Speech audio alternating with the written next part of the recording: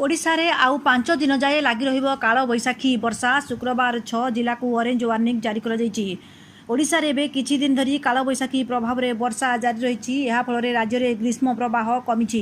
प्रबल गरमरू लोकमाने सामान्य रक्षा पाई जाइछन्ति।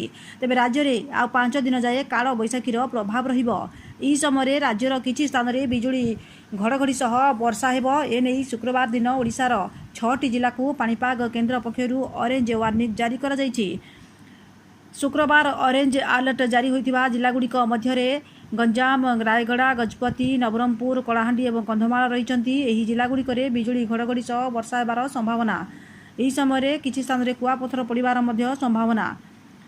अन्यपटे एही जिलागुड़िकर किछि स्थान रे शुक्रवार झड़ हेबार संभावना रहिछि। एही समय घंटा प्रति 40 रु 60 किलोमीटर बेगरे पवन होई पारे बोली पाणीपाग केन्द्र पक्षरु पूर्वानुमान।